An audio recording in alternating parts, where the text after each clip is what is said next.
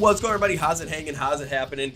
You guys know what it is. This is Kevin from the Chord Progression Podcast. We're doing City Rocks, where rock and metal thrive. Happy Thursday, everybody. It is April 8th, and this is one that, oh man, I'm super excited to bring this one to you. So, you guys remember Joey Arean from the band Ovtlier? He was on the podcast back in like late October, early November. Well, he's starting another little project, a synthwave project that I was like, oh, this is going to be interesting. And he and his producer, Mr. Justin deBlieck, aka JD, ended up working on a cover of Dreams by Van Halen. And it came out to a point where Sammy Hagar, who wrote the song and sang the song, not only listened to it, liked it, gave his written approval, but also gave his visual approval of the song. And when it comes down to, does this song deserve that kind of approval? Yup! So we go and deep dive all into it with both Joey and JD on this podcast for the next little over an hour and a half. So you get to hear all about the creation of it, the idea behind it, and everything you could possibly want. So everybody, sit back down, get your popcorn ready. Tell that guy down the street before you listen to this, hey, listen to the Chord Progression Podcast with Joey Arean and JD because it is awesome. Now let's go! Yeah. Well, ladies and gentlemen, boys and girls, listeners of the Chord Progression Podcast. Today, I gotta say, this one is incredibly special because we have yet another returner back to the podcast, but then someone who, honestly, I couldn't believe that I get to talk to him right now. This is freaking awesome. So, this man just recently did a cover of Dreams by Van Halen and did it so well. Well, both these guys did it so well that they got the seal of approval from the one and only Sammy Hagar. So, please welcome to the show Mr. Joey Arean and Mr. Justin deBlieck, aka JD. So guys, well, Joey, welcome back. And Justin, for the first time, welcome to the Chord Progression Podcast. Thank you. Hello. How's it going? To be here. Thanks for being here. How's it going out in, I think you guys, are you in New York right now? Syracuse. Well, we're both from Rochester, but about a year ago, I moved to Syracuse and started a studio here in my home. So we're currently in Syracuse. Nice. Well, how's it all going out in New York during this, year after the pandemic started? The past couple of days, I think, have been pretty cool because it's like the first nice day we've had since since summer. We've had like 2 or 3 like really nice days, and with a pandemic plus our winter weather in New York, it's been rough, but it is what it is. I'll say, trust me, I understand the exact same thing being here in Wisconsin. It's the same way where today all of a sudden was like, I want to say it got to high around like 68 degrees-ish, so have the windows wide open, just enjoy the weather while being stuck inside working the whole time. Yeah, aren't the winters in Wisconsin like some of the worst? Oh, they're quite fun. There's been some bad here in Milwaukee, but I know up north they usually get them a lot worse. When I went to school in Minnesota, though, that was where I experienced the worst winter. So winters in Milwaukee, I'm like, you know what? I've had worse. No big deal. I feel like every time there's those like car crash videos you see on YouTube of like terrible winter storms where like people are driving in whiteout and suddenly there's just like this huge pile up. There's always like Wisconsin in like all capitals. Oh, trust me, I've been in a part of those, not part of the giant pileups or anything, but I've been a part of those being on the highway going like to Minneapolis or going somewhere up north in Wisconsin in those whiteout conditions, just like white knuckling on the steering wheel, just hoping that I don't like fall off the road or anything. Yeah, it's pretty gnarly. It's a nightmare. I've envisioned after watching those videos and envisioned that happening and being terrified. There has been one point where it was just snowing so bad where the snow was like flying in the windshield where the windshield wipers couldn't keep up anymore. But I had to get somewhere like within the next half hour. So it was either pull over and completely miss out on this opportunity or find a way to power through. So I basically was going like 30 miles an hour down the highway, had the window rolled down with my head sticking out of it just so I could try and see. And Ace Ventura style? Ace Ventura. Oh, yeah. And it absolutely worked. So I was just like, yes! Got any more of that gum? It's none of your damn business, Dan. Milwaukee's nice. I love Milwaukee. It's actually pretty similar to Rochester. It's pronounced Milwaukee. Nice. Nice. This is how we live. We just keep going. You just keep making random we already made a Wayne's World reference before we even started out this podcast, and there's another one right there. So I think we're doing pretty good. He's right there with us. It's good. Mm-hmm. But yeah, I'm just waiting for, like, especially in Milwaukee, for live shows to come back, just so that I can go to the rave like 3 nights a week and just basically potentially get my head bashed in a mosh pit and be as happy as all hell doing it. I'm just waiting for that moment to come back. Mm-hmm. Yeah. Bring back the hate mosh. Oh, it'll be more. The only time I'll ever wish that hate moshing was back. It was for those people who really, really miss it. And that is someone like myself. So, yeah. Well, before we really jump into everything, especially jumping into the Dreams cover, I always like to start out with this. Joey, you know how I start out with this. JD, this might be new to you. So I'm going to ask you guys 3 questions. And the first 2, very simple, very easy, no big deal. The last one's always my favorite. So I want to know, first, what your name is so that everyone gets to know you a little bit better. 2, when it comes to what you guys did with Arena, what you guys do with this project as well. And then 3rd, a little fun fact, a little fun story about yourself that will hopefully, make me laugh hysterically. I've heard some crazy ones, but I would like to get to know you guys a little bit better with this way. So it's always kind of put you on the spot a little bit, but it's funny as all hell. So you guys take it away. So I'm Joey, Arena. A little bit about me. Is that what the second thing was? Second thing was a little bit about you, the song. Oh, about the song. Yeah, like what do you do with Arena? Exactly. What do you do in Arena? I don't know. Is that what we're talking about? What's your role in Arena? I don't know yet. We're still figuring it out. It's the early stages. No. I sing. I co-write with this animal and I sing, and that's it. I ride the synth wave, man. I ride that wave. And a fun fact, the whole time I've just been thinking about a weird fact about me. So that's why I'm like spacing out on questions 1 and 2. There's a lot of them. It just depends on if we're talking appropriate ones or not. I know. That's what. Are we censored on this show? No. Okay. Well, now we just opened a whole nother door. We're not censored, but it could be canceled. Well, anything could be canceled. Yeah. I think it could be canceled. I'll put it this way. I've heard some of the most crazy ones I possibly could imagine. I've heard of certain things with bananas. I've heard of certain things of bands having to relieve themselves in the van while on a long road trip and then throwing the cup out the window, only have the cup return back into the van through an open window behind them and just drenching the drummer full of human waste. So liquid. That's yes, good. I wouldn't say anything like that, but I used to get food poisoning almost every tour. In like when I started touring at 17, like for some reason, 17 to like my 20s, I just never learned to not eat shitty fast food. And there was this one spot in Ohio, I remember, like Middleton, Ohio, in like Amish land, and there was this one Arby's. That's the only thing that was around. So when we rolled up to the venue during the day, I went to Arby's, got lunch. We played a show. I was hungry after the show, and Arby's was the only thing open. So I went and ate that Arby's again. And that tour, I got sick. Like that night, I started puking. Then we slept at some random fan's house. They had well water. I didn't know this. So that I started puking even more that night, and then puking the next day. So that was fun. And then I think the next tour we returned for some reason to Ohio, but in Akron. And then I was sick. I think it was either food poisoning or the flu or something. I don't know. But the whole line, there was a sold out tour we were on with Roses Are Red and Showbread and Bed Light for Blue Eyes back in the day. And the whole line, all the vans and the buses parked right in front, right where all the lines, to get in. And I'm sick. It's like 101 degrees and I'm like freezing from the chills. And I took an Advil on an empty stomach and drank red Gatorade. So all the bands are hanging out, the whole line, and it's just all I hear is people.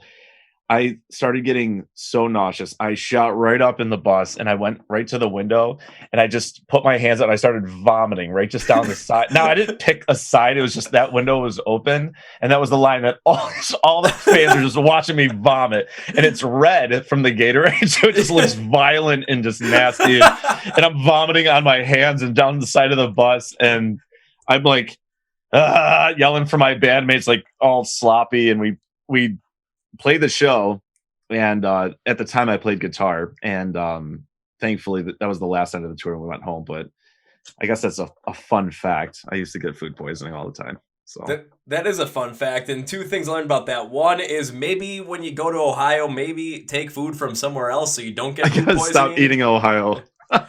And 2, maybe if it could have worked out if you guys were like opening for Gwar that night, then everyone would have thought that was part of the show. Yep.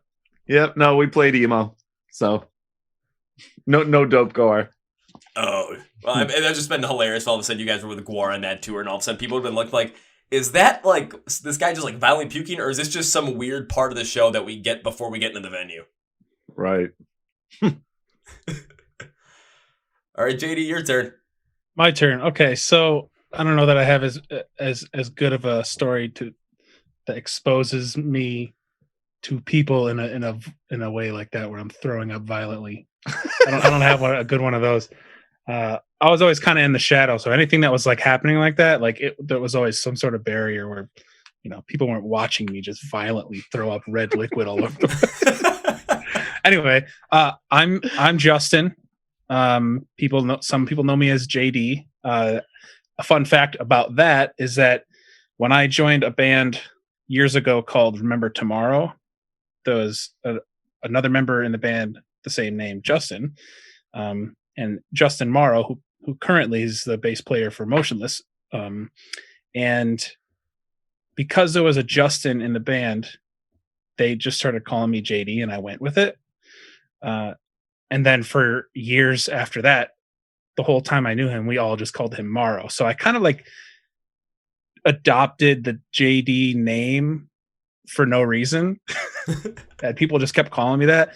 So whenever I introduced myself to someone like on tour or in the music industry, it was always JD. But like, if you see me at a grocery store and we have just like a conversation or something, I always was like, hey, I'm Justin.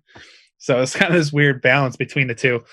But that's not the fun fact. So yeah, I'm Justin, and my role with Arena is to assist in any sort of studio related and producer related fashion to really kind of help bring out his ideas and add things with the tools that I use, all the different softwares and synths and sounds, and my familiarity with all the toys is basically what helps us kind of put together all the ideas and the songs in a presentable way. But for the most part, like the idea or the themes, the references are really kind of handed to me from him, and I basically kind of run with that, and then we just kind of co-write together and put it all together. So he's basically the band. I'm the guy that pushes buttons and assists along the way wherever I can. And yeah, that's my role for Arena. A fun fact, maybe not something that's hilarious, but when I was in high school, I was a drummer in a Dave Matthews cover band. We didn't play like huge shows or anything.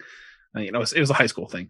But the fun fact about it is that what most people don't know is that I was a drummer before I was a guitar player, and I actually was much more developed as a drummer than I was a guitar player. I just loved playing guitar, and that's the avenue I took. But since I started in every band, so much of the drum responsibility kind of fell on me when it comes to like the writing or the recording process. And I always took that with open arms because drums were like my favorite instrument, even though I played guitar. So over the years, you'll hear a lot of the stuff that I've been involved in. There's a heavy influence from me, like from the drummer version of me that nobody really gets to see or hear. So yeah, I was a drummer before a guitar player, and I get to kind of secretly live that life through other people's music, and it's a really exciting part of the process for me. So that definitely does fall under the category of interesting fact, because that's something I never would have known had you not said that. And now I feel like I have to go back to some of the past work that you've done and really take a look at the drums and how they were done and try and pick apart a couple of things to see where maybe some of those influences that you had in there were put in, just kind of really pick it apart. Also, one thing I didn't know was the fact that when it came to the nickname of JD, that it also came from you and Justin Morrow, and then all of a sudden everyone you call him Morrow, all of a sudden JD, and like no one has the full-on Justin name. It's actually kind of funny. Also, wacky enough, knew I picked the Motionless and White shirt for a reason today, so woo! There you go. Nice. Totally went with that for, a purpose, because, why not? Motionless White is fucking awesome. I love the band, so gotta go with it. But of course, definitely talking about Arena, which is the core here, and the cover of Dreams. And first thing I got to ask about this one is, what was the inspiration to pick Dreams to cover, especially with it being more like a Van Halen song, and then going about the way you did, especially using that heavy 80s synth style to really bring out the track in a much different light than Van Halen did back in 86? Well, I think what I like to do with all my projects when I start them, I, for some reason, like to start with a cover. And I don't know if it's just because it's already like a well-written song. So you can worry less about formulation, and you focus on your identity or building your identity off of that, so it cuts time in half. And with this already being such, like, synthwave is very 80s influence. I love everything 80s and 90s, from honestly fashion to even bad movies. I drive him nuts. Like, we do, like, every time I'm like in the studio, we follow up with really bad 80s sci-fi movies or like horror movies. And the sci-fi movies I like. You like Split Second? Well, that one counts as horror because it was horrifying to watch. but we wrap it up with some good flicks sometimes, and honestly sometimes, like, they have just progressively gotten worse. Yeah. But I still am like all about them. The horror movies are the worst. They're just come on. And I keep hyping them for some reason because I like bad movies. I'm like, and he goes, now is it good or is it like Joey good? And I'm like, well, I don't know if you're gonna like, but I love this freaking movie. So we'll watch it, and the whole time he'll just be like, phone gets out, and it's just he'll pick movies where like the titles just are like words pulled out of a hat. They don't make any sense. And it's like, we're watching this? Really? But we have to watch it. So anyways. I will. So we sit on his phone the whole time, and I'll actually watch it, and then I'll be pissed at the end. Great. I do sometimes just hop on my phone because I've seen it a million times. But you guys got phones, or? But he'll make like dope dinner, because another fun fact about Justin, that's right. I want him to have his own restaurant one day, or his own cookbook, because he is a hell of a cook. And just like almost anything, like he makes just really good food. And so we'll make a good meal, throw on a really bad flick, and that's how we like cap our nights. But anyways, I've been wanting to do this synthwave project for like years now, but COVID has given Ovtlier a break and a hole in my schedule to really kind of, I feel like now is a good time to start it, book some time with him, and just kind of hone in and start diving into this project. And we picked Van Halen, again, 80s. It's our, like, I think it's our favorite Van Halen song. I know it's mine. I know he loves that song. I'm gonna let him keep thinking whatever he wants. So I love that song. I love that song very much. So that was kind of really it. And then when Eddie passed, we were kind of already we wanted to make it like a tribute song. You know what I'm saying? Which is why we put the Sammy Hagar quote in there and stuff like that. I wanted people that enjoyed that song to like feel that, you know what I'm saying? Like that moment, that love between Eddie and Sammy, and like the inspiration that went behind the writing process for the both of them and stuff. And yeah, that's why I wanted to do that one. I think it's tough too, because with covers, especially, like there's always the idea or the thought of like, okay, well, why cover? And you know, with all the things that he was just saying about us loving the song and everything, that was kind of the easy part, just picking something that we love to do. The song was already so good that like the actual process of going through it, it was unbeknownst to us, but we believed it was going to be easy, and it turned out that it really was, because the song's so great on its own. But with covers, it's so often that, you know, there's some sort of motive tied to it. And with this song being something that we thought of doing around the same time as, you know, Eddie's passing, you know, we said, let's not just do it just to do it. We got to make it a tribute, you know, and it kind of came together as we were doing that. But we wanted to really make sure that people listening were really gravitating towards the focus on the song, and Eddie being the tribute, to his legacy and everything, and not just like an arbitrary cover that was just done to, capture or ride the wave, capture the moment type thing. So we wanted to make sure that there was some real respect given to the song and to, the man himself. Oh, I totally understand that. Totally understand that. And when it comes to the quote that was put in there from Sammy Hagar, and just the way that you guys layered that synth under it as well, because it kind of was dropped down a little bit in terms of the overall prominence to let that quote really stand out on its own. But it absolutely fit in there perfectly due to the fact that it did make that more of a tribute, and it connected it back to the original song. It connected it everything about Van Halen to your guys' cover of it without making it feel, forced in there as well. It was put in there perfectly to really just make this song that full-on tribute that you wanted it to. Yeah. Well, thank you. I'm proud of it. I think that really was the goal. It's great that so many people are loving it, for all the reasons, any reason that they do love it. It's great that we're able to kind of re-spark like a new thing on the song. And it was emotional doing it too. We're both guitar players. We both love Van Halen. And putting together like all the pieces and, hearing the guitar stuff come in, like we added the guitar later after like the real bed of the song was laid out and all the sounds were in and the drum sounds were in. And it was sort of like at like a 50-60% area. We started throwing guitar on it. And as soon as we started working on the solo, it's just like, man, this is awesome. And it just like you could feel like the energy from the song and the emotion was starting to come out.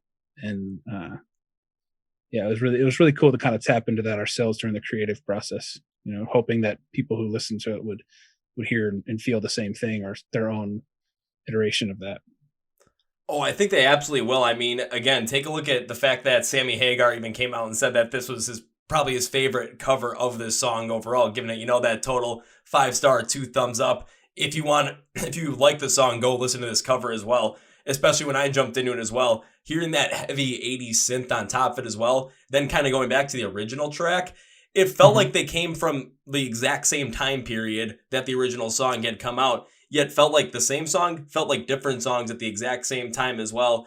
And the way I kind of equated in terms of a cover, how I kind of work with it in my mind in terms of when I think of quality covers, one of the bands I love that does, I would assume, like I say, quality covers is Disturbed. You take a look at Land of Confusion, Sound of Silence, where they completely turn it around, but also make the songs feel the exact same. And it's kind of what you guys did the exact same way as well, where you turn the sound around a little bit to make it not necessarily the exact same song that Dreams was by Van Halen, but it was the exact same feel, the exact same resemblance to it so that it really connected, especially with that 80s pop synth style. Man, that worked out perfectly. Yeah, I think when you listen to the original track, because it doesn't feel like we did too much different. I mean, we added some of our own element to it, but again, the song is respectably just an all-around solid song. Like there was not much really to anything change, like we found a little hole to put that quote, and that's kind of where we thought, that would be good to maybe change a little bit of something up. But the song is already like that synth is in there. You know what I'm saying? Like Eddie played keyboard and he loved synth, and he really, brought a lot of that, especially the 5150. He brought even more to it, I feel. And so what I feel like what we did was kind of, retracked, but we brought synth to the forefront and made guitar like the accent, except for when his solos and all of his accents came in, we really took that and obviously highlighted those to where they deserve to be. So, but yeah, I had someone mention, that they missed the drums because Alex was so prominent and such a crucial part of the band, and I agree completely. The one thing that I'll say is a different feel is that when you move to something like synthwave, the drums are, I wouldn't say they're like a backseat thing, but they're like a necessary thing where they have to be like a very, very basic element of the whole thing. So it kind of takes a little bit of that like drum flavor away from the original song, but that's just kind of like the process of what it was like going to synthwave with it. So sorry, Alex, we didn't mean to leave you in the back seat. But I feel like the song really took off with the rest of the instrumental and the vocals in a whole different way, with the support of just a very, very simple drum track across it. I have to completely agree with you on that as well, just because listening to that synthwave, that pop synth 80s style as well, really bringing it in on this track. It's, of course, you're not going to have the drums be necessarily as prominent, and that's going to really give it that 80s flavor. I mean, right from that intro of synth, my first thought was this felt like this could be a song that was perfectly placed at the end of a John Hughes movie back in the 1980s. It felt the exact same way. I mean, I'm going through my head, I'm like, okay, what movie could this song potentially be put in at the exact end for a John Hughes movie in the 80s? I'm just going through like, okay, could this be at the end of like Uncle Buck? Could this be at the end of Planes, Trains, and Automobiles? I'm just cycling through this, like, and this is on my first listen. I'm in this song 20 seconds, and this is already where my head is going. Like, I was kind of spinning at this point, but I was absolutely loving the fact that this is where my head was going with it right away, because it had that exact same quality of that synthwave style that was very prominent for the decade. Right. Yeah, I think like you were saying about synthwave, there's a simplicity to the drums, and it's really just meant to keep it moving. It's not crazy fills. It's not like, it's not really about flashiness. It's very melody driven. So the writing process is definitely, drums are just made to be in the pocket and carry you through, honestly. But yeah, it definitely, if I've been hearing that same thing from everybody, it's like, it brings you back, but it's modern. And it's like this contradicting thought, but it's what everybody feels at the same time, which is amazing. So that makes me happy, honestly, because it's really all about the 80s to me. So, but I think the modern, I don't know how we modernize it, really. Well, I mean, that was kind of my job. Yeah. I would say that it's kind of purposeful, and some of it's a bit natural for us because we just want things to sound polished. Yeah. We want things to sound really neat and tidy. But coming from where we are on the other side of our music lives, which is, heavier music, louder music, rock music, metal music, stuff like that, there's a lot of dynamic contrast. There's really low points, there's really high points. And for me, like a lot of the music that I write, the chorus sections of songs are always as big as possible. And almost every song that I try to work on, there's like the dynamic shift from right before or early in the song to the high moments of the chorus, even in the end of the song, are meant are purposefully made to be huge in contrast of each other. And we kind of brought that over with us to this synthwave genre. And I think that's going to be something that will be a little bit different than what a lot of this genre uses. I mean, look, we were just talking about it earlier today that, synthwave is really like a chill music. I hate using that term, but it really is. Like, people put it on and they relax to it, or they put it on and they drive to it. And it's a very different dynamic than, the high energy rock and metal that we normally come from. So there's new techniques that we're kind of bringing in from our side, and new stuff that we're learning along the way, and trying to also make sure that we're still being true to the genre. So I think Dreams was a really great experiment with our first stab at what he's been wanting to do for a few years now. So yeah, I'd say that was fun. And it continues to be a learning process and an enjoyable venture. I mean, I assume it would have to be, and including what you said, JD, about kind of having that synthwave style be more of this chill, more, I would say, relaxing kind of vibe, especially in contrast to what we're used to, harder, heavier stuff that just can make us go crazy because, hell, that's what we like to do, especially myself. Yeah. But even when I was on the road this past week, and I was at an Airbnb with my friends in Erie, Pennsylvania, like, it was a night, we were just playing cards, just kind of trying to kill the night before we had to go to a wedding the next day. And my buddies had me play everything off their mini speaker, which, of course, they're kind of more into the chill stuff versus what I'm into. So I'm like, got to play off a couple of different styles. And I actually put on the Dreams cover as well. And it just fit in perfectly with the whole entire vibe of the night. And even a Nice. couple of my friends were like, hey man, can you actually like add that to our Spotify list? I'm just like, yeah, sure, I'll add it to you guys. They add it to like 3 or 4 different people's, because then their friends even wanted it after they saw it on theirs. Like, can you add this to ours too? Of course I'm gonna add it. Why wouldn't I? It was a great track. One thing specifically I think that really stood out to me in terms of the original versus the one that you guys did was the overall pacing was just a little bit different, where listening to the original definitely has more of this upbeat, higher, fast-paced kind of style, where with what you guys did, you dropped the pace down just a little bit. It wasn't something that was like super duper noticeable, but it was just a little bit noticeable, especially when I was listening to them back and forth. But the slower kind of pacing that you guys did, again, just a little bit slower than the original, I think was one of the biggest high points of the overall song and the cover that you guys did, just because it brought this whole different feel to it. It brought more of that relaxing feel to it that synthwave brings over, but it didn't change up anything with the integrity of the song. It kept everything there perfectly while just transitioning to a different style of music that was prominent when the original was made.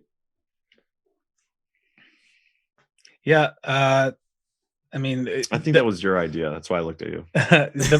we basically brought the song down in speed a little bit because, the original, it's a rock song. Yeah.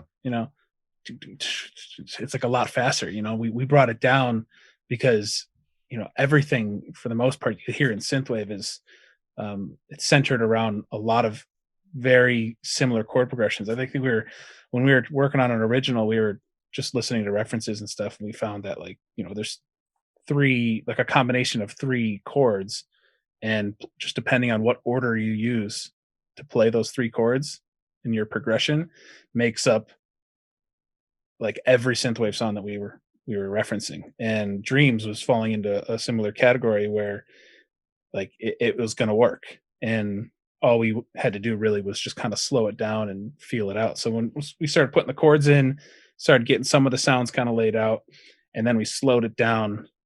We had the intro idea. We're like, let's kind of make it sound like the intros from the song is coming in, and then drop it into like, Time Machine back to the 80s. And we tried a couple different speeds, and then when we took it down to where it was just like, that's it. It's right there. Oh, it absolutely hit the mark as well. And kind of bringing back everyone kind of taking that Time Machine feel to the 80s. Just the beginning of the song where it sounds like, there's a cassette going in and like a Walkman or something, and then a deck closing. That was the perfect way to start out this song, to really bring you back into that 80s feel, just purely off of that. And then, of course, with the intro kind of having, again, at the first point, having that like John Hughes and like movie feeling synthwave kind of style, but a little bit more drawn back until you get into the full intro. And then the volume turns up a little bit. I don't know why. It was like the perfect feel of you are literally entering a time machine and being sent back to 1986. Yeah. I mean, I'm glad we did that. I love the cassette tape thing. I mean, that's, again, it's like you're setting the mood. I feel like synthwave is so cool with the samples. And in fact, we were just working on another original, and I want to add more, samples, stuff like that, just to kind of, whether it's phones ringing, people talking, feet walk. I mean, listen to like, even if you listen to old Michael Jackson stuff, it's got like, there's like settings and like other sounds that they put in there other than just musical stuff. So the cassette tape obviously brings you back to that time of cassette tapes, and just it definitely, we wanted it to sound like you're time traveling essentially. So I mean, the tape deck thing, like that was a no-brainer. People have been doing that forever, and right, sometimes you think like, oh, everyone else does this, or it's such a cliche. Like, we didn't care. It wasn't our song to begin with. Yeah. So it was like, let's throw the tape deck in, let's do it, let's make sure it sounds old and crappy, and then let's hit them with the sparkle. I think that's the other thing too about synthwave. It's very forgiving with stuff like that. Like, they want you to use the cassette tapes. They want you to use like the geometrical neon glow stuff. Like, because even my manager was like, this is like a new genre to him, but he grew up in the 80s and 90s, and that's what his stuff was. And he's like, I was like, all these artists have the same stuff. They have all the same shapes and designs and fonts. I'm like, yeah, that's part of like what it is. It's like this, if you don't use it, you're not synthwave almost. Like, you need to like, there's like a specific thing that people want to see to like, I don't know. It's just like people love it, and the more that you capitalize on that cheese factor, they want that. And this demographic is it's like I'm just like I just see what they like, and it's just really cool. They're all open to like new music and everything. They're great. Not only that, but there's a lot of people that are more, I would say more my age, like that mid-20s era where all of a sudden, some reason, there's some kind of like nostalgia factor for the movies we'd watch as kids that were made back in the 80s. Of course, we weren't kids back in the 80s because we weren't born yet. But again, I remember watching all these movies with my cousins as well because they were born 70s and 80s. So all of a sudden we were watching all these different movies from the 80s and kind of feeling that nostalgia feel as well. But one other thing, especially with the tape deck thing, it's the weirdest thing because it also took me back to just, and this happens to me all the time in the summer where I'll hang out with my dad. He's got a bonfire pit out in the driveway because what else are we going to do in Wisconsin on a Saturday night except, pull the bonfire pit out, drink some beer. And my dad still has these like 2 briefcases full of cassettes that he recorded off of different like radio stations when he had to because, well, that's what he did. And I still all the time hear in the little stereo that we have, little cassette pop out, put it back in, rewind all it. And for the most part of it, we're listening to stuff like Electric Light Orchestra, ZZ Top, Queen, and one of his favorite bands, which is Van Halen. So I have legitimately heard the tape deck close and shut, and then all of a sudden Dreams come on. So it was something that was like, again, this whole entire just me making like all these different connections, both personally and other connections that people that aren't me would easily make, all within the first like 15 seconds of this song. It was one of these types of songs where I don't know what it was, but I was just connecting on it on so many different levels so quickly. It was something that I was just sitting in this back of this van listening, just thinking, what the heck is actually going on with my mind right here? Like it's going in so many different places that I absolutely love. Yeah, I think the other thing that I'm learning about this genre with the lyrical content and all that stuff, like it's about painting the picture and taking you back. And it's very feel good. Everything about this genre is like primarily it's about feel good stuff. And like the lyrics we're working on for another song, it's just like being young and free and with like your puppy love or your high school crush, and like pool hopping and like running from the cops and stuff and being young. Like, I mean, my 15, 16-year-old self was like, I was doing these things. I mean, running from the cops because I was like throwing fireworks off late at night or some stupid shit like that, like just being young and dumb. But that's just really what it was. And like, painting a picture of like the sunset coming down and being on the beach and laying on the hood. And, I used to cruise like late at night on those summer nights with the windows down, and I would put like just my favorite tunes on. And sometimes it was honestly anything from like Journey and Boston to even like Taking Back Sunday, just like anything that was like really bringing that, like tying that thing together is really what this music's kind of about. And some of the songs that we're working on right now. So now you're killing me with this stuff because I'm going to be really curious to hear when these songs you're working on come out because of how you're describing it, where kind of taking a look back in time, going back to those like 15, 16, 17-year-old days where pool hopping, that's something I did. Run from the cops, that's something I did because, well, there's some stupid stuff that we did as teenagers that, probably not the best idea in the world, but looking back and I still laugh at them. So definitely, if you're going to create that nostalgic feel of just, well, not necessarily that nostalgic feel, but like that time travel feel of going back to that specific time in your life and reliving all those great moments that you have, you're going to have something special on your hands that the audience, whoever is listening, is going to connect with on this insanely personal level. Yeah. Yeah, and I think right now, from what I've been hearing too, people are saying that it's a good time to release this type of stuff, which I didn't really think about at that time. But I mean, there's a lot of people capitalizing on what's going on in the world right now to write and release it. And I'm glad that it's being brought to my attention that what we're doing is we're bringing a feel good element back to some styles, some music, honestly. And, that's what a lot of people really want right now and I guess need. And that's, again, the response that I've been receiving. So that makes me feel good that we're bringing some feel good shit and people are all about it. It's like, in a way, you're bringing back positivity in people's lives that have had maybe little positivity over the past year. Sure. Yeah. I'd say it's very different, for us too. I don't want to speak for you, but I mean, especially for me, like I've been on the side of creating and giving and delivering music that, it's easy to forget what we're offering people or what we're, providing people. I mean, I see so many different shades of music on a five out of 7 day basis every week, and it's very easy to forget, what we're doing besides just making music. Like sometimes it just feels like we're putting together something cool and then we get excited when it's done. It's very rewarding. But the whole overarching thing is that we're actually giving people an experience or a feeling.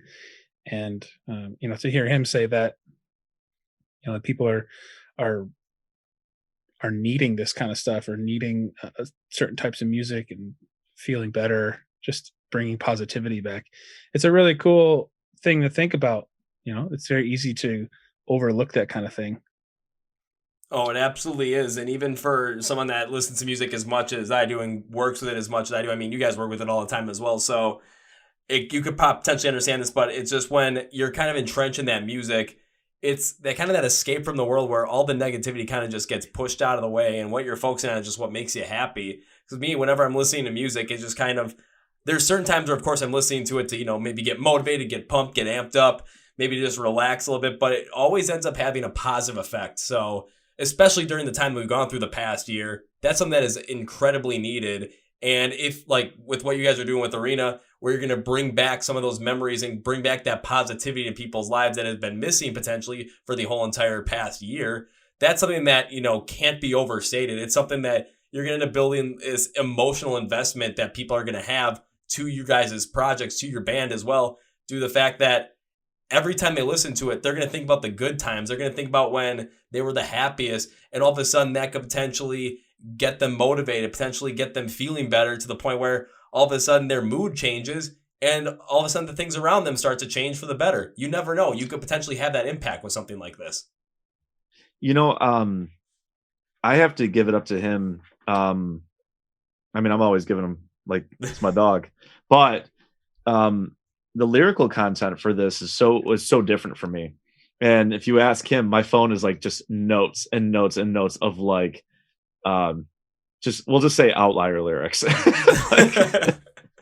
it's just like, just aggressive and, fuck yous and just, all that stuff. It's like that side. But so this was like a whole different animal to like kind of just reposition my brain and how to write, lyrically for stuff like this. And JD's very involved with the project, obviously, but we were kind of hitting a brick wall on the second song that we're working on a while ago. And he just like stops and he goes, think of a girl, and he just like, he started doing these things, and like we took notes and he started like typing them out, literally like, okay, this girl, okay, think of your ex-girlfriend. Okay. So, and I was like, okay, what did you feel? What did you guys do? Remember these key moments of like what it was. Was there a moment where you guys felt at your like, both like free and it was great? And like, what were you doing? What was the setting like? And, where'd she go to school? And like all of these details. And it was just like, oh my God, it's like all these things. And, so as the writing end of it, it's fun to revisit these more simple times, carefree. I didn't have the bills that I had. I wasn't, everything wasn't about business. It was just you and this person, in this time where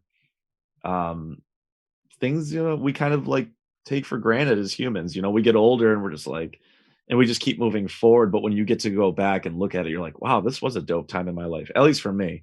And so he helped bring me back to that mindset. So now with the writing, it's kind of like, again, revisiting these awesome times that I had in my youth. And I hope that the listener can kind of pick it apart and then they can relate to it in their own ways and kind of go, man, yeah, that was a great time in my life.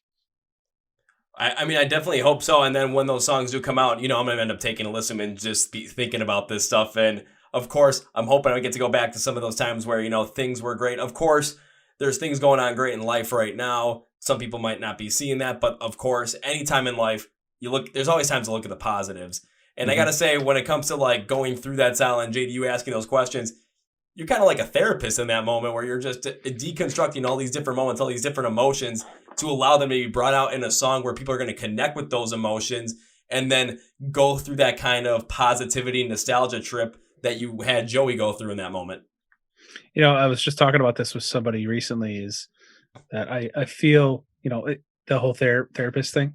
Part of my job here, being, you know, a producer full time, is that I have to get the best out of people, you know, the best that I can. And sometimes it's sharing in those moments, relating them to myself or relating them to different points in my life, or, you know, their life, whatever it is. And, you know, it's almost like acting, you know, when it's like they ask you, well, how do you cry on command? Well, you know, you get into the moment and you relate it to yourself, or you latch on to it. And then the emotion just kind of follows. I found that more recently, I was thinking about this. I had a number of projects in a row where the lyrical content was pretty heavy, you know, not like heavy in the sense of like, you know, heavy vocals and singing and screaming and yelling. And coincidentally, there was a lot of that, but the actual content of the lyrics were really emotionally heavy. And I feel like so often I'm helping these artists like get through something, or they're reliving something for the sake of doing the song, and I'm helping them kind of work through it. It's like a really cool opportunity for me, because I like that. I like being able to help people. So as they're going through their lyrics, or as we're going through their lyrics and trying to put the song together, sometimes I'm reading these lines and, you know, I think about it and try to relate it to myself, or if I'm curious what they really feel or what they mean by this, I'll ask. And then upon receiving that feeling from them, I try to make sure that they're delivering it that way when it comes to the recording, you know?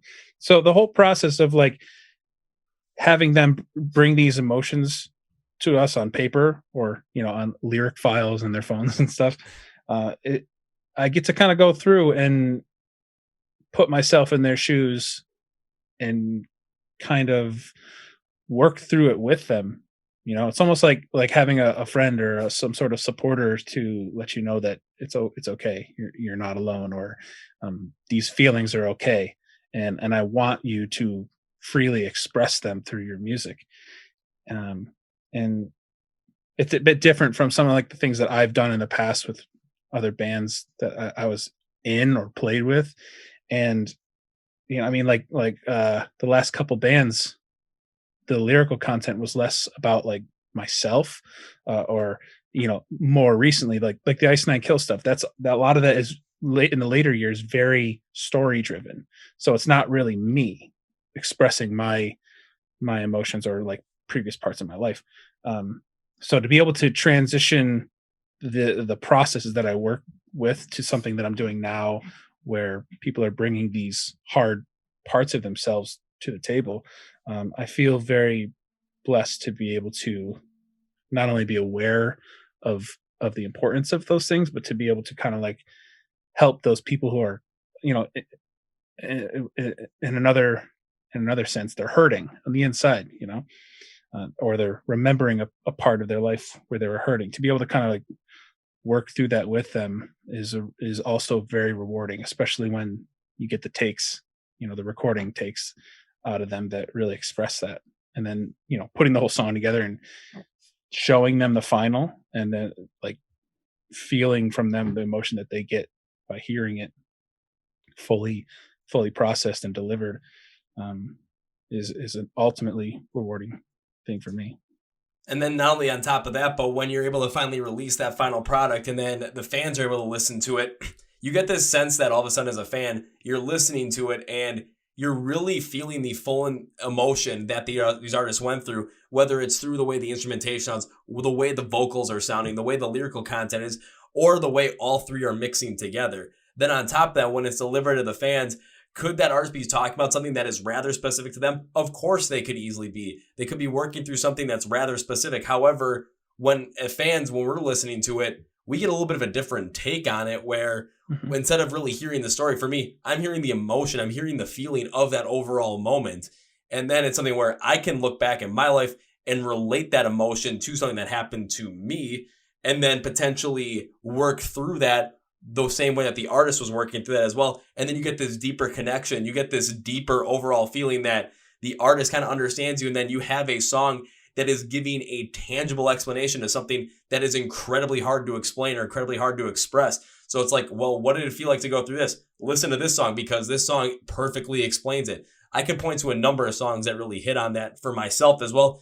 And I think you guys could do as well. And then anybody else listening to this could easily do that. There's probably like 4, 5, 6 songs that you can easily bring up a completely just intense emotion and a tense emotional reaction as well to somebody. But when it comes to trying to explain that to somebody or to try and work through that moment that might still be hindering you in a certain way, listening to that song, listening to that music just really lets you kind of work through it and then also let go of it.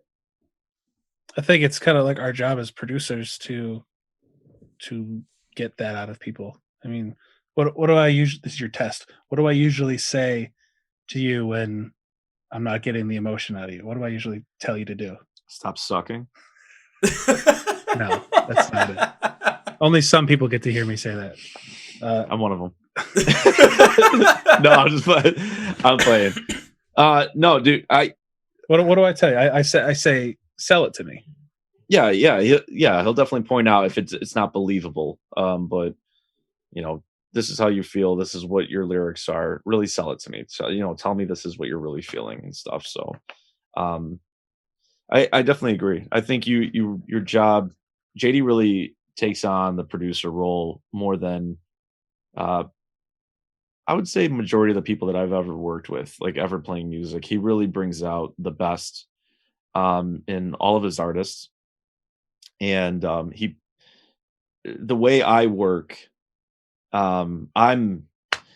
I can handle it. You know what I'm saying? Like I need to know that I'm not doing good and I don't want no sugar coating. I know that like ultimately we have the same goal and is to get the best out of me. And I like when he's like that with me. And I'm not saying he's like that with everybody, but I found a chemistry. And not only is it one of my best friends, but it's my producer. So we have this really good open communication, and I see how he is with his other bands, and he brings out so much greatness out of all of his artists, and he's a music therapist. I mean, he always sits down as we're writing. He goes, okay, even the Outlier stuff. He's like, all right, what is this song about? What is it that you're trying to write for? What is this song making you feel? And then we get an idea and we start going to town on it and, hashing it out. And, the synthwave thing is fun because it's new to both of us. But again, like when you trust your producer, you trust your friend, he gets my vision and he's going to bring the best thing to life. You know what I'm saying? And it's great because we both like the same synthwave bands, we have the same references and stuff. So we are the same height. We got the same. That is that is neat. And so it's made the working progress really simple but fun, and but great because I'm growing as a musician, as a vocalist, especially. Again, like I was saying, it's such a different attitude than Outlier. Even the way I sing now, it's just the vocal runs. Like I think this is a lot more of a workout for me.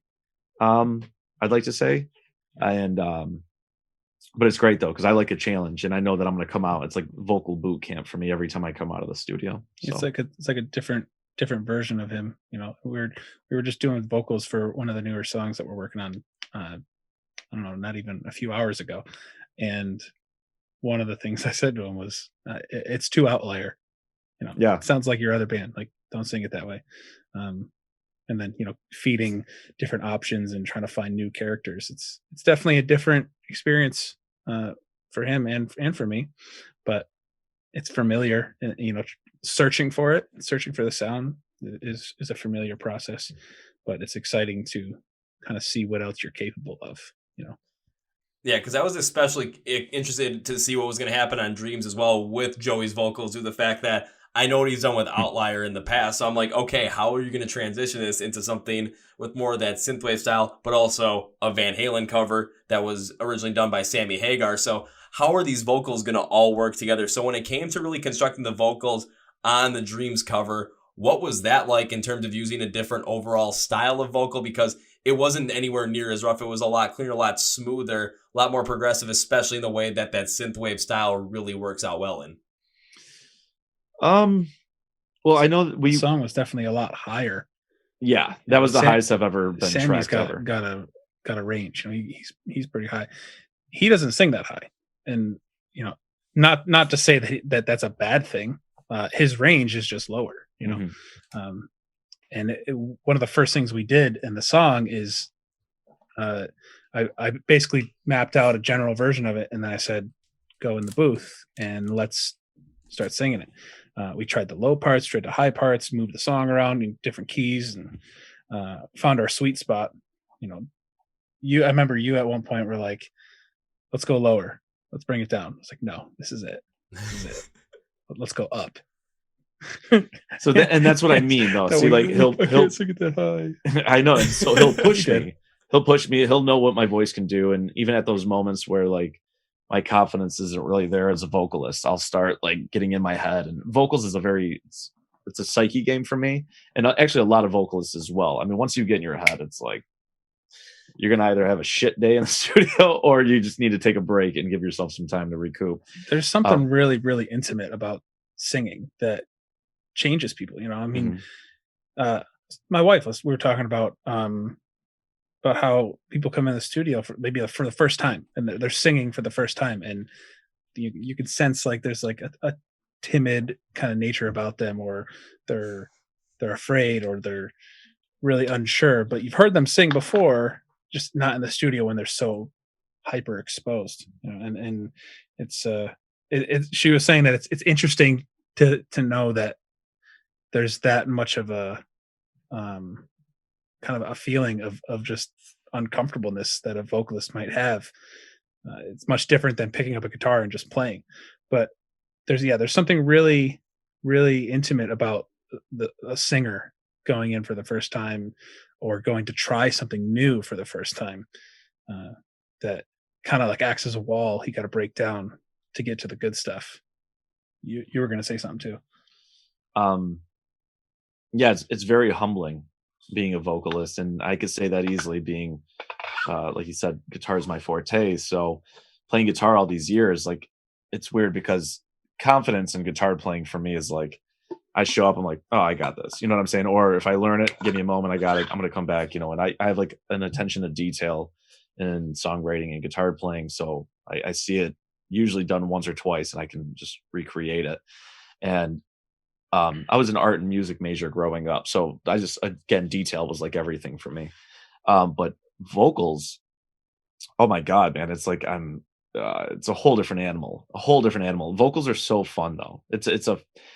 It's when you create it, maybe because it's so like certain things, like so Van Halen, you pick a song, any song, even the David Lee Roth era stuff, like it's not easy to do. It's not easy to perform on the instruments. Like these guys are primo musicians. And I think that was another thing that was really fun about doing this, because we created the dynamic coming in with a low voice, you know, and like the low octave, and then boom, just that chorus already takes off. That chorus already sends you to the moon. Even when Sammy's just like staying up here the whole time with his verses and going to that chorus, it's still just, it's like that song already comes in strong, and it's like he gets it even stronger.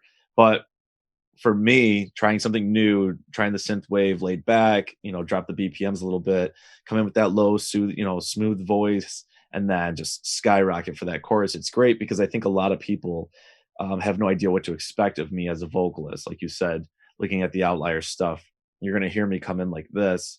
You're going to, maybe, you know, but then you hear me sing clean and take off and go to this high chorus. It was, you know, again, it was all new for me to sing that high, for him to push me, and we did it. You know, we got the takes, and it was, I mean, definitely a different experience. I mean, the vocal runs, there's like it's very notey compared to the Outlier stuff. You know, Outlier is like very character driven. You know, the screams. I mean, I bring a lot of cool character and element to Outlier, but it's like I'm pretty sure none of it's getting used for Arena. So I'm like having to develop new character and like try to like learn this character and master this character for this project. But I like stuff like that though. I like learning new things, even if I'm going in kind of just like half prepared with it, because it's like in my head, I'll just know, all right, I got to go work on this. I got to do this. And, so. Well, one of the things we did differently with this cover from the original is that we had him sing it an octave lower in the verses, and then the chorus was in the high range. So that kind of brought on a challenge at first to figure out what key of the song is going to work where he can sing that low but also sing that high.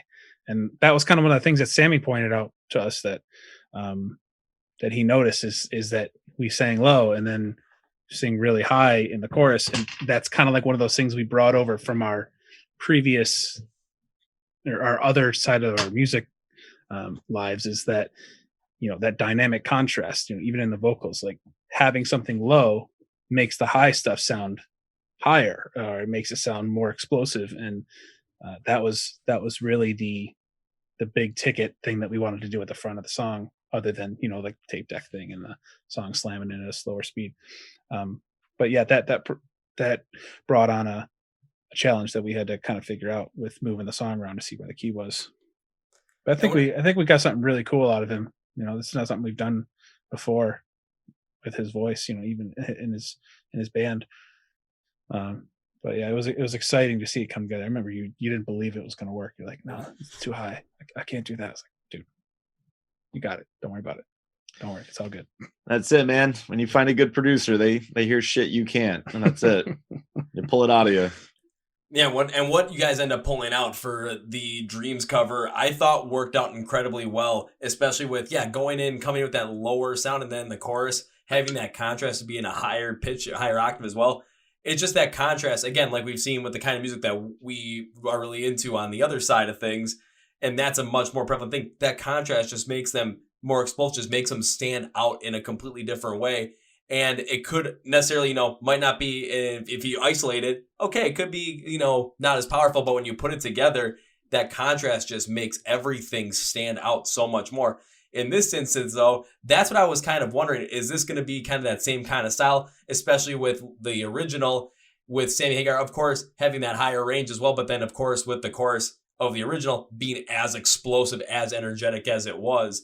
And while this was definitely different than what that you would expect from Sammy Hagar, it worked out perfectly the way that the song was constructed, because you have that slower speed, you have more of that synthwave style, having that lower vocal in the verses and kind of building up towards that chorus, it gives it that it's this deeper feel that works perfect with that 80s synthwave style that you were going for. And then when you get to the chorus, it definitely has that higher pitch, but the contrast just makes it work so well to the point where, again, it's not as high as Sammy, but in this instance, with the way the song was constructed, it didn't need to be as high as Sammy. It needed to be what you ended up pulling out on this. Like what you guys did with the vocals on this was phenomenal. To say it any other way would be asinine, because phenomenal is the perfect word for it, man. There's my first mess up of the day. Woo!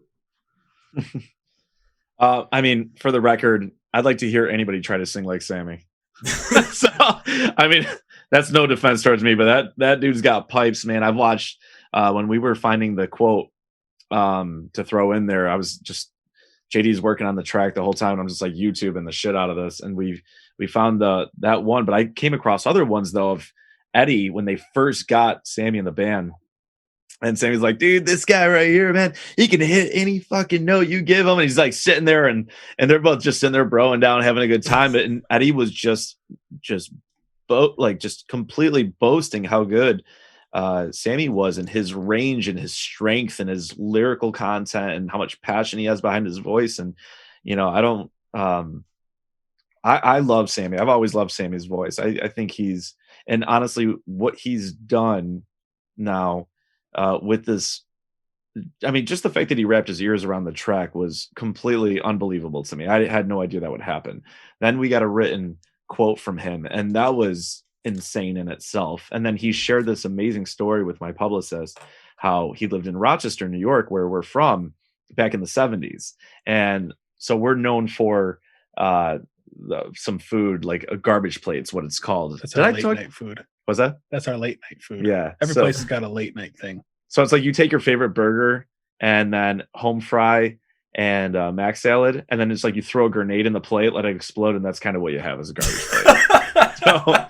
so it's dude, if you're, I mean, I like that grenade part. I've never heard someone say that. that's because it's like a slop fest. So it's like, I mean, but so he said, so Nick Tahoe's is like, they invented the garbage plate, right? Yep. Yeah. So like, but Nick Tahoe's is the originator of this, and it's a landmark place in Rochester. And Sammy, in this story that he's like, oh, I just wanted to share this with Joey, and he just shares this awesome story how he lived in Rochester for a year and that he ate Nick Tahoe's almost every day. So it was like so cool because this like this fun fact.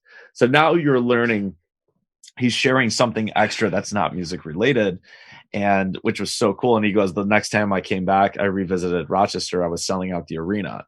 And I'm like, that's a dope fucking story. That's the best way to end that story. And then we received the visual quote, which, you know, him recording himself. And that was like another level, man. And what he has done for, I'm going to say us, because, you know, he's all over this track, you know, and I'm all over this track. And it was a collaborative idea. And I mean, dude, you have this iconic, legendary guy. Like, and I still have to keep like, say, I'm like, oh, this is our song he's talking about. Like, I sometimes I'm just like, yeah, dude, that's fucking dope. That's so dope. Sammy, I'm like, holy shit, Sammy Hagar is talking about our song. Like, so, our version of his song. Our version of his song. Yeah, yeah. Our version of his song. But take it easy, Joey. Hey, just kidding. But it was truly. He's just, I've always heard great things about him and how down to earth he is and how humble he is. And he's helped me, helped us in a whole different way. And now, I mean, I've always liked helping people if I can, but now he's inspired me to be even, you know, next level with everything. Like his character is just unbelievable. He's just a very genuine and amazing person from whatever he's done. So that's just absolutely insane. I mean, especially just hearing the fact that for at first that he listened to your track, then all of a sudden that he liked it, commented on it, gave you the whole entire story about about Rochester, and now talking about this garbage plate, which is making me incredibly hungry right now and mad at the fact that I was only a couple hours away and I didn't go and try one because I was at a wedding. I mean, what else am I going to do? I can't really go too far, but I definitely could have been like, oh, I'm just going to, you know, take the van. We'll drive a little bit into New York and get a garbage plate. But, oh, well, maybe next time. But I'm going to have to go out and visit my buddy there at some point. So yeah, I'll kidnap him, take him up to state New York, go to Rochester, get a garbage plate, see what he thinks about it, and just enjoy the hell out of it. But then, of course, it keeps adding on top of each other because all of a sudden he hears it. Then he actually gives like his full on like text seal of approval, gives you this whole story, and then a visual recording of himself like talking about the track and hyping up the track as well. I mean, it's just like every step of the way is just this guy is liking the song more and more and more. And then of course hearing it from Sammy Hagar, even for myself as well, just kind of just hearing the whole entire story, I'm just thinking this is absolutely fucking awesome because Van Halen, for me, always has a little special place in my heart due to the fact that the first song I ever remember listening to and actually made any cognitive memory of is The Dream Is Over off of the For Unlawful Carnal Knowledge album that came out in 91. And it had Sammy Hagar on vocal. So it's just, I'm kind of just taking this in and thinking, holy shit, you guys really like kicked ass on this track to the point where the guy who originally made it is thinking that this is an absolutely kick-ass track and just keeps adding more and more on top of it. Yeah. Yeah, it's awesome. So when it comes to the track, though, there's one other thing I specifically have to ask about, and that is how the guitar solo was done, because when I listen to it, I'm thinking Eddie Van Halen guitar solo, the style, the sound, it's so unique to him, and I was wondering how it was going to be placed into your style. So what was it like adding that solo on top of it? Well, when it was... I'm just playing. So we've both been Eddie fans for forever, and what Eddie's done on guitar for like the lead guitar players of the world, he innovated and created techniques and tricks that nobody else had done, and expanded upon stuff that people had done. And he created kind of a signature. I mean, he created a signature of a type of playing that we couldn't leave out. So for me as the guitar player, I very much over the years used a lot of those tricks on my own along the way.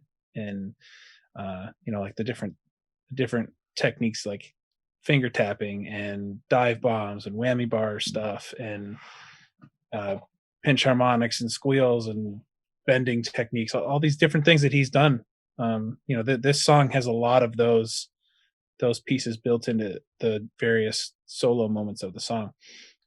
So they had to stay there. They had to keep what was there. And the way that he kind of influenced me over the years kind of worked its way into my playing. Like what he's done over in the past kind of worked its way into like the way I like to play guitar and solos, and do things with that kind of emotion that he put into it. So for me, it was really about making sure we did the fun stuff, but where there was room to kind of expand upon it and do what I would do, that kind of came natural. Like, so there's parts where it's like almost not like, I wouldn't say exactly identical, because we didn't want to just totally do the exact same thing. Who knows? People probably would have torn it apart and be like, that's not exactly how you did it, or that technique's done with this pickup, whatever. Like, we didn't care, but we wanted to make sure it was close enough to the original with a little bit of extra flavor. That was more kind of in like what I would do, to kind of give it some identity, that it wasn't played by him, but it was like a nod to him. So there's a couple spots like towards the end of like the middle solo that went a little differently, more in like a melodic place rather than like kind of like the really technical shredding. And I think that the genre that we were putting the song into, it kind of called for a bit more melody. So for the most part, it was like, let's go 75% Eddie and 25% JD's version of Eddie. So it was fun. It was a lot of fun. And I remember looking up a couple like techniques that he did on that solo to make sure that I wasn't just perceiving it as something completely different. I mean, you never know. Like, they could have made the sound with something completely random, pressing ants to strings, and wanted to make sure there wasn't anything like that we're missing. But it was like a mini research project, and the rest was a lot of fun. We just started doing it. It was like towards the end of the song. We started putting the whole thing together, and then towards the end of the process of finishing the song, it was like, okay, it's guitar time. Let's have some fun. And just sitting here like wailing on the whammy bar and doing all the bends and the tapping. It was like, yep, this is gonna be great. It was fun. Oh, I absolutely have to agree, because when I was going through the song, of course, what we were talking about intro, I was already intrigued. Then all of a sudden the verses come in. I'm intrigued even more, curious to see what Joey's gonna do with the vocal set here in the chorus. Now I'm just even more intrigued. And at that point, my whole entire thought process was, everything is going so well up to this point. I'm curious to see what this solo is going to sound like. And when I listened to it, I thought that when it came down to your interpretation of what Eddie Van Halen would have done, I thought you basically emulated it almost perfectly. I mean, practically perfectly in a way, because it fit that overall like synthwave style to the exact same way it needed to be, where, again, it sounded like Eddie Van Halen solo, especially with the way the tone was. But you didn't go like super duper fast, super duper shred style that I've heard Eddie go with on a lot of those tracks. You did bring a little bit more of like a melodicized style to it, but again, that's what the track needed. That's what the track called for. And you brought back that homage to Eddie Van Halen, but it fit so perfectly in with the song that it felt like it was a completely, it stood on its own. That's the best way to describe it. It completely stands on its own, to the point where you're not going to get those people going, oh, well, it's not exactly the same way because yada, yada, yada, yada, yada. No, this is something that is completely different, but also feels and really evokes the same emotion that the original did. Yeah.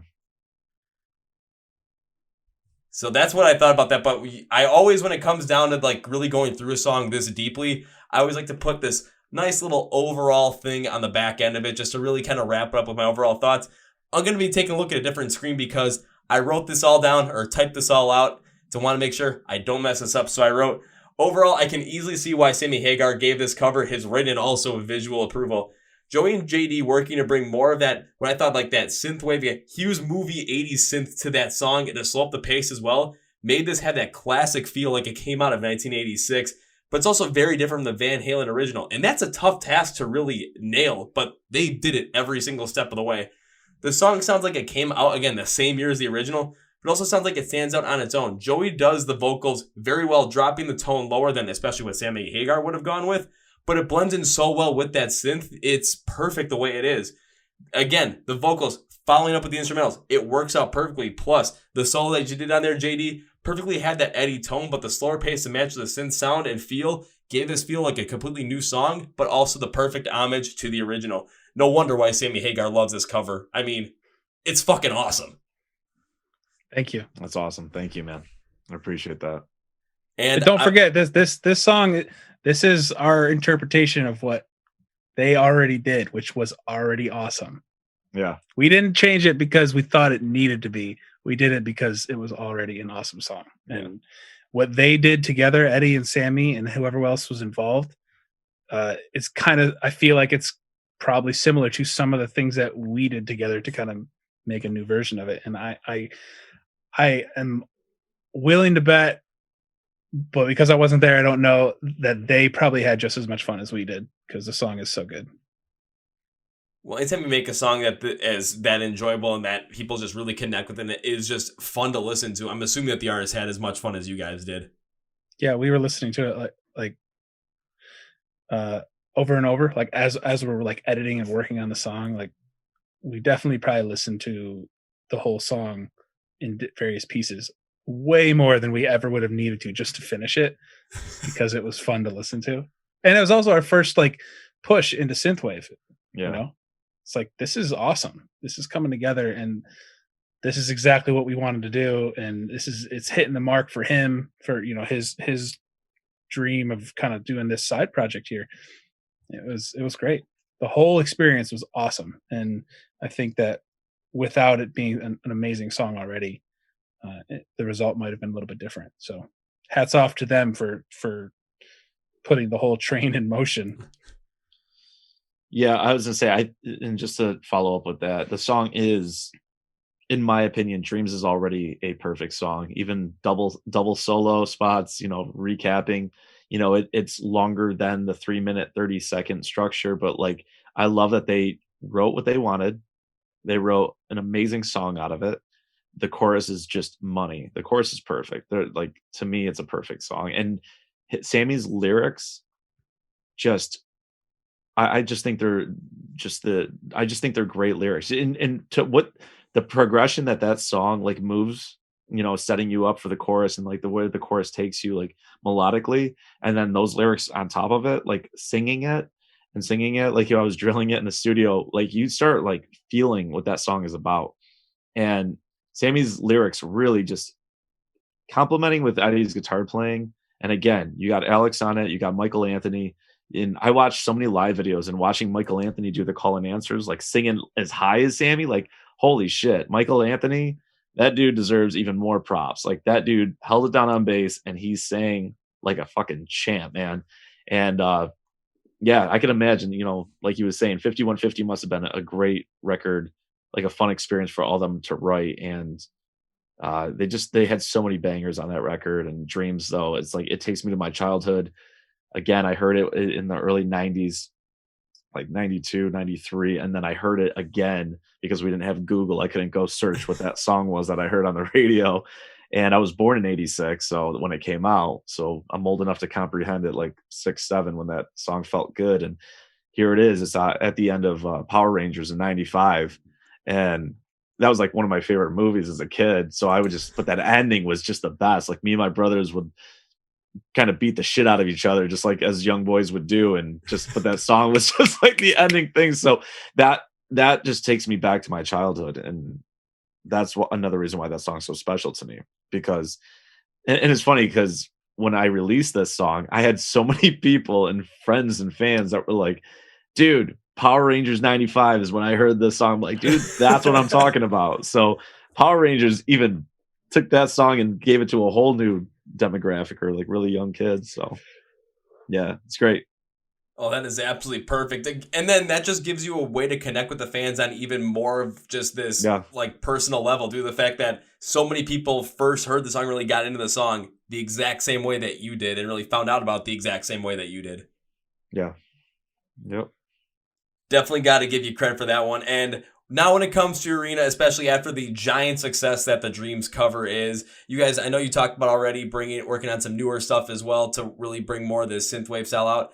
What can we really expect from you guys when it comes to the Arena project, let's say the next 6 months or so? We're just start dropping singles, man. Just dropping that heat on y'all. We have a song called Fever. It's the first original that we got, and I want to drop it. Honestly, I don't want to drop it too soon because there's still new listeners every day, over Dreams, and I got to shoot a video for it later this week. So there's still stuff to like line up for a good successful release, for Fever. So we're gonna wait a little bit longer, let Dreams continue to marinate amongst new listeners. And this is still a brand new project, and I have not even promoted on the Outlier pages at all that I'm like doing this. So this is kind of like there's no like writing anything of Outlier. It's like just a complete different entity. And I kind of don't really want to promote that I'm doing something new, because I don't want, I don't know. I just don't want to mix anything right now, I guess. I want to see new people come in. Oh, I totally understand that. And then over time, too, all of a sudden, people that are coming into you with Arena, all of a sudden, they're going to find out what you did with Outlier, and all of a sudden, they're going to potentially latch onto that, and all of a sudden get into both things. And then vice versa, people that really are into Outlier, they might find out that you're doing this in a completely different avenue, or just all of a sudden the Dreams cover comes across their Spotify music, whatever they're listening to, and they're like, oh, wait, that's Joey. Okay, gotta go check this out. And all of a sudden, now they get into it again. It's definitely admirable that you're trying this, basically starting from this when it comes to promoting this from the ground up, because you're going to end up gaining this whole entire separate audience, and they're not going to have necessarily any expectation of what you've done beforehand. Right. That was kind of part of what it was too, because I didn't want it to be like, everybody's expecting like, Corey Taylor had Slipknot and Stone Sour, and although they're technically two different genres, but they're still rock and metal are like sister genres to me. This is like, to me, like even more of a gap, and I didn't want any Outlier fans to feel some type of way, or I didn't want them to also think that I was taking away from Outlier. I think that was another reason why I didn't want people to think that like Outlier was slowing down and, oh, Joey's doing the whole solo career thing because of this. Like, so I just wanted it to be two different things. And then that little, like you said, that little fun thing, like when people connect the dots on their own, and that little, surprise factor. I mean, there's people that follow me personally. They already know that I'm both, but yeah. So a lot of different subgenres to the synthwave world, or electronic music world. And we were just talking earlier today that this project Arena is not necessarily going to follow any specific rules. It's not like every single song is going to be like what we did with Dreams, or every song is going to be like a bright summer sunny day on the beach driving, in the Corvette, or whatever the picture is painted. We're going to experiment with some stuff. We're going to try some things that are darker, some things that are a little grindier, a little dirtier, but still kind of fit into the retro kind of vintage vibe with that modern polish to it. So yeah, we're gonna keep experimenting and just try to keep having fun with it, because like most project, people get into music because they want to have fun. And I think the fact that this is currently a venture away from what is the other side of Joey's musical career, this should definitely continue to be fun, given that there's less cooks in the kitchen, in a sense, like less people involved, or less influences or opinions to be kind of like put together. This should be fun for a while. So I think that it's worth mentioning as we go into this adventure of this genre and this project with him, that we're gonna try some varying things for the songs and see what comes out the other end. I'm gonna be very curious to see what you guys come up with as well, especially with how much fun you guys had making the Dreams cover and how much fun you guys are making all these other tracks that we've already talked about. Again, it's just if you keep having fun with this, even if whether you're talking about stuff or really creating songs that are gonna have that feel of, summer day, windows rolled down. If you got a convertible, top flying back, cranking these tunes all the way up to 11 and just enjoying the hell out of them. Or even when you're dealing with a little bit more of a different sound as well, a little bit more of a darker tone, never know what you could potentially come up with. But if you guys keep having fun with this, the quality is going to end up being there as it was on Dream. So as long as that train keeps rolling, this is just going to keep picking up more and more speed. Yeah. I think the long-term goal here for us is to, if Jean-Claude Van Damme decides to do like Bloodsport 8 or Bloodsport Origins, whatever, like remaking, we just want the fight training song, Bloodsport Origins, Arena, let's go. Well, JCVD, call us. You know what? Actually, real quick, oh my God. So Jason David Frank, Green Ranger, White Ranger, for those that don't know, they're doing, oh my God, what is it called? He's putting a movie together. He's got like a Kickstarter or something going on right now. It's like, The Legend of the White Dragon. And it's literally like, I think how the White Ranger came into play or something, or like or a trailing on. So he's putting this whole thing together. Well, I tagged him in it, and I told my team and everybody, I'm like, yo, whatever he's working on, if there's not a Power Ranger sequel, I don't care. We got to get it. We got to try to get it in this movie somehow. So I'm pretty sure Shauna did reach out to whoever the team is on this. So we're trying. This laughter is out of excitement, right? Complete excitement. Good. Just want to clarify that. No, I would love to have it in this. It would be amazing. Yes, it would be. I mean, honestly, the Power Rangers remake was actually pretty dope. And I thought for some reason they were shooting, it could be some movie elitist can correct me if I'm wrong, but I thought they were shooting a sequel to the new Power Rangers. So I don't know.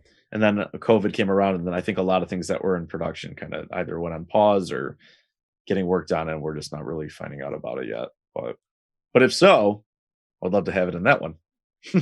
Bloodsport 8 Origins. Yeah. Let's go. I was going to say, there's a lot of times where when it comes to movies that are coming out recently, it's usually like superhero movies, remakes, or sequels.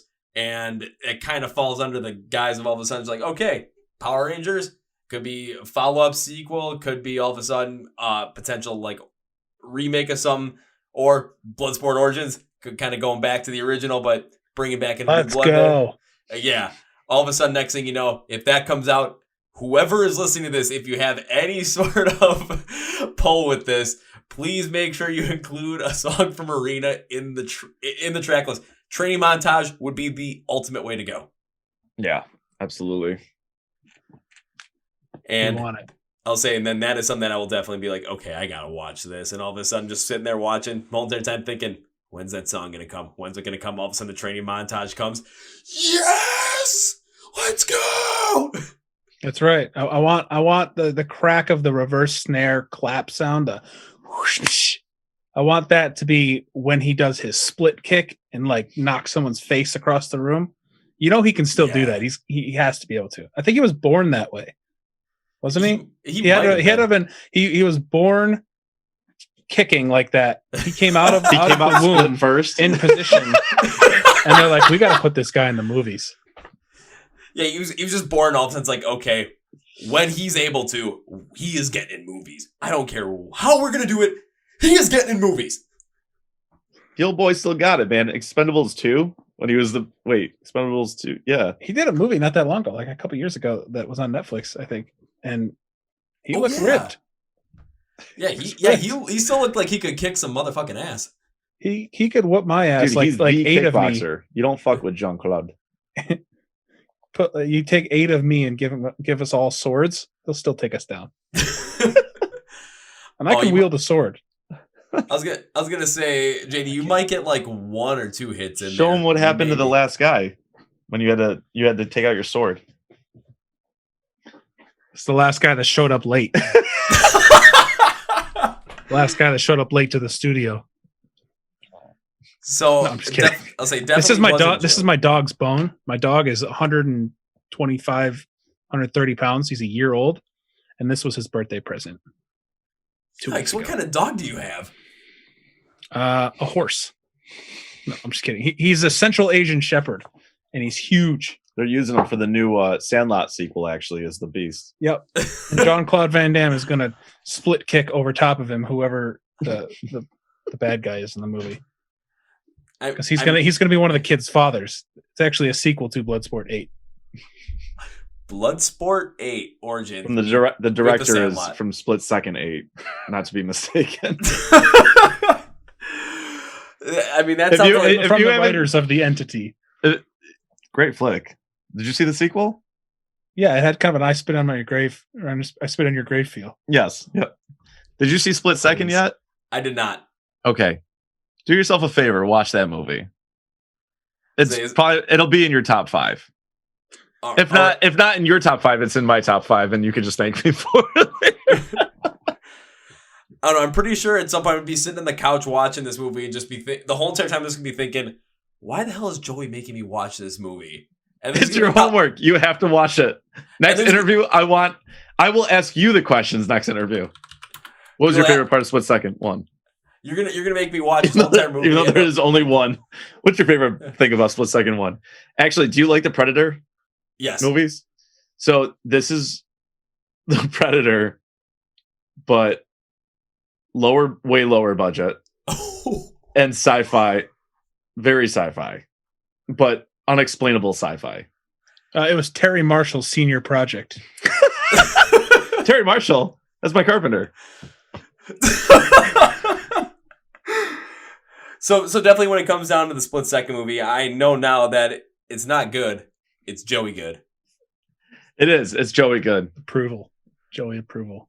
Alrighty, well, when it comes to like those like potential, like those like bad quality movies or just like those like real campy, low budget movies, kind of like I'm trying to think of it, like Killer Clowns from Outer Space that just makes absolutely no sense.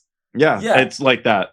I end up watching those as just like this is hilarious, just watching how poor quality these movies are. Just sometimes the super cheesy dialogue, just even if it's trying to be like super scary or super like action packed, most of the time I just laugh. The existence of these films makes my brain hurt. And then there's Joey just smiling there like the existence of these films makes me enjoy life. Dude, I love these. I love all these. I just love them. I like watching them with Joey because he laughs at my misery. And I think that his laughter at my misery is funny. So I laugh. So it's enjoyable. It's all good. Did you see The Entity? That's another good one. Is that going to be another movie that I'm going to have to watch the next time I have you on the podcast? We're going to have to run through all these and like really take down all my like notes of what I think of them. Dude, it's a borderline triggering. It's a true story. It's not. Is it? It says it was a true story. Or is it loosely based on a true story? I don't know, man. This is pretty realistic. I don't know, man. I couldn't keep it together. No, it is loosely on it. It's somewhat of a true story. There's a little bit of truth somewhere in this. The woman could have just been batshit fucking crazy, but it's still some shit went down. Maybe in her head or in real life. We don't know. You got to watch the flick. Well, if it's a messed up movie, then definitely something that I would just be like, okay, let's just watch this, late at night, potentially freak myself out for the hell of it. Why not? I did research horror movies that were based on like true events, and this did come into it. So, but again, though, this woman could have just had some mental health stuff going on. We don't know yet, but watch it. Yeah, we don't know yet. Like we're waiting for the results. I'm still waiting. I'm waiting for the sequel. How old is this movie? 70s? 80s? 80s. I'm a part of like a bunch of 80s horror movie groups. And this is where I get it from. And then I tell them about it. I go, movie night, download it. And so, we'll buy the flick. We'll get it. Yeah. I'll say, well, I know what I'm doing. I know what I'm doing this upcoming weekend. I'm just gonna go into my little fridge over there, crack open some of the Yingling I brought back from Pennsylvania, and watch these two movies and just see what happens. And then afterwards, probably message Joey and be like, Joey, why'd you make me watch these movies? Dude, I genuinely like them. I actually watched The Entity the other night. Again? Yeah, man. I wanted to connect the dots. He told me this like 3 weeks ago. I watched it again. So you watched it twice in 1 month? No, that was just that one time. But split second though. It's a weekly thing. Yeah, I was gonna say split second. You know, that's like probably his like Wednesday night ritual. Just all of a sudden, okay, done with everything. Got to watch split second. Tuesday night actually. Oh, Tuesday. Chud's another good one. There was a sequel to that, All-Star Cast. That's not a lie. Okay, so who's in this all-star cast now? I mean, you're intriguing me when you're saying all-star cast. Daniel Stern, Ashley Chud, right? Yeah, that guy. Well, shit. Now I forgot. But Daniel Stern said there's a lot of other bigger people in it. Suck brick, kid. I don't know. You said Daniel Stern. All I'm thinking is, okay, I'm gonna end up laughing at this at some point because Daniel Stern. Anytime I see him in a movie, I'm like, okay, there's even if it's just like the most low budget thing I've ever seen, there's gonna be somewhere where I'm gonna get a crazy laugh, like suck brick, kid. Yep. Kevin McAllister's dad is in it too. Oh, really? Yeah. So his dad's in it. There's like honestly a bunch of like bigger 80s, 90s actors in it. It's a total creature feature. 80s bad creature feature. So good though that they made a sequel. When it's by the guy who made Split Second 8. Say when it's so bad they make a sequel, then it's just people are just watching because they enjoy how bad it is. Dude, Sharknado has sequels. Fabio was the Pope in Sharknado 5. That's hysterical. True story. My love for bad horror flicks stops in the early 90s. I have not seen any Sharknados. Have you seen Sharknado? Wait, you like Piranha? I love Piranha. He likes bad horror movies too. Piranha's funny. I have to agree with JD on that one. I've watched Piranha a couple of times. Every time I watch, I'm like, okay, this is actually kind of funny. Or all of a sudden, like, all right, how are we going to kill these piranha? We're going to literally detach this boat motor and we're just going to stick it in the water and go, ah! I'm a big Christopher Lloyd fan. Marty? I forgot Christopher Lloyd was in that movie. He's in both of them. They made a second one? Yeah, it's called Piranha Double D. What? Awesome. It's so funny. So ridiculous. Is Christopher Lloyd in Piranha Double D as well? Yeah, I believe so. I think they upped the budget for the movie, but they lowered the budget for the CGI. Oh boy. Okay, now I'm getting super excited. I might watch that one right after this because that just sounds incredible. The fact that we know anything about any of these movies, that's our combined fun fact. To tie it back to our intro there. Tie it back to the intro that your combined fun fact is when it comes to campy, low budget, weird movies, you guys have this like untapped knowledge source that would make IMDb probably incredibly jealous. Yeah. I add to IMDb. I was going to say, there probably is a point where all of a sudden you're going to get a sticker that says, I am IMDb. He has administrative privileges, like kind of like how people can go to Wikipedia and change stuff. He has that for IMDb, but only for terrible horror movies. Only those ones. Only the ones that grossed less than 15 grand. in physical sales. Let's say less than 15 grand. Like that's, I'm thinking like that's not a lot of money, but I'm also thinking there's probably a lot of movies that are in that category. Did you see Cannibal Holocaust? Nope. I don't think anybody's seen that. I've seen that one. Yeah. That'll fuck your world up. It's a bad one. Did you see that yet? No, I've been waiting, for us to sit down with a good meal and watch it. Yeah, so this movie, we normally eat and watch these shit shows. Yeah. I can't eat to this one, man. Whoa. I won't eat to it. It's too gruesome. All right, now I'm intrigued. It's fucked. People are going to think we're sickos. I know. We're not. Say, Joey, as you say that with the smile that you have going on right now, people are not going to believe you. Well, bringing it back to, the intro with the fun fact, to me, it's a great place to bring this podcast to a close. So as we close this out, Joey, JD, I would like to give you guys the last word to plug anything you want, say anything you want. So at this current moment, the floor is yours. I just want to say thank you to everybody who is taking a chance with giving me their 5 minutes of attention of checking this track out. Honestly, everybody who's liking and following the pages, sharing it to their friends and their family, it truly means a lot. Honestly, it's a brand new endeavor, and I can't wait to watch it grow and have you all be with me along the way. I just work here. I'm really happy to be here. Thanks for having me. No, it's, agreed. Everything that Joey said. This is his baby, and I'm really excited to be part of it.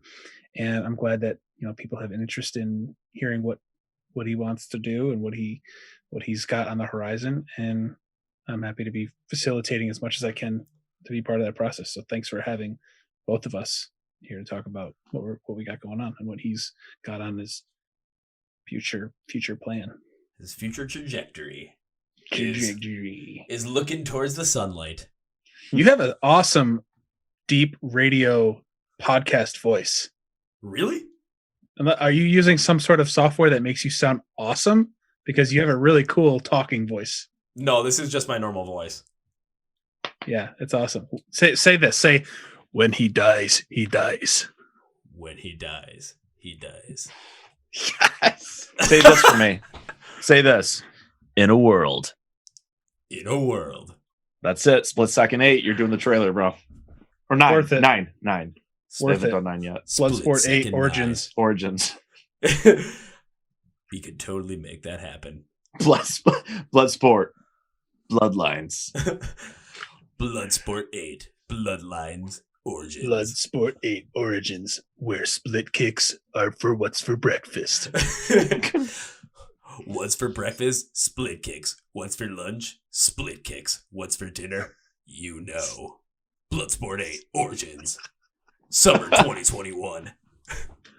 Love it. Nice. Hey, man, thanks for having us. This is awesome. Well, I got to say this. I always like to close out with 3 things. First things first, when it comes to finding Arena online, when it comes to finding the music, when it comes to being able to find anything on them, I know what you're thinking. Why do I have to search this up? Is there a place where I can just click a couple of links and get to find everything? I got you guys covered. When it comes to this podcast, look at the description of the YouTube video or on Spotify, Apple Podcasts, Google Play, iHeart Radio. You'll see Find Arena online. I'm going to have all the links there for you. So it's a one-click, one-stop shop away and making it as easy as possible. Second thing, and Joey, you probably remember this from the last time as well, but whenever I have an enjoyable podcast, whenever it's just super fun, like it is with this one, because this was fucking awesome. I was just so for this the whole entire week. And then all weekend while I was driving in that van, listening to this track, I'm like, I cannot wait for this. So this was awesome. And anytime that happens, I always like to make a promise. And Joey, you probably remember from the last one, the promise was always, whenever I get to see you play live for the first time, not an if, when, first round's on me. I'm keeping that up. But in this instance, it might honestly be, might have to, download a horror flick and bring a bunch of good food and ingredients and can actually see what this whole entire Joey horror movie night or campy movie night is all about. I can honestly message you better ones. I'm not going to lie. These are pretty bad. Not Split Second's really good, actually, but there's some... Well, I got them all written. I got the ones you mentioned written down already, so I'm probably going to start watching these one Start with the entity. You'll thank me later. Will do. And on that note, Joey and JD, because I like this so much, I cannot in all good conscience end this podcast with goodbye because Joey, this is your second time on the podcast. JD is your first. Remember the second time? The first time I did with Joey, I got to talk to you for 5-ish minutes while Joey was doing something random. So I cannot end this with goodbye because I'd love to have you guys on again. Would love to be able to meet you in person. And, first off, keep my promise and first rounds of me, or when it comes to a movie night, financing that whole thing because that just sounds fucking awesome. So I can't end this with a goodbye. I got to end it with see you later. All right. See you, man. Take care. Peace. Ooh, well, folks, that was my interview with Joey Arena and Justin deBlieck, a.k.a. JD. And, man, that was too much fun. That was something I've been looking forward to ever since I got the chance to talk to him. This is something that just completely was incredible to me. And I'm going to actually take that comment that JD gave me about me being able to do whatchamacallit, movie trailers with my voice. Yes, this is just my voice. But when it comes down to, again, when it comes to finding Arena online and everything you want to know about them, just take a look at the description of the podcast. I'll have everything there for you. Quick links, just bing, bang, boom. Like their stuff. talk about this stuff, share it everywhere, because this cover is fantastic with much, much, much more to come. And on that note, that's it for me today, guys. Thank you for watching and listening to the Chord Progression podcast with Demo City Rocks, where rock and metal thrive. Please make sure to follow us on all of our social media platforms, and make sure to subscribe to the podcast either here on YouTube or on Spotify, Apple Podcasts, Google Play, or iHeart Radio. So links description below will be there for everything. And my name is Kevin, and you guys know how I end every single one with a big, healthy, and hearty see ya. Yeah.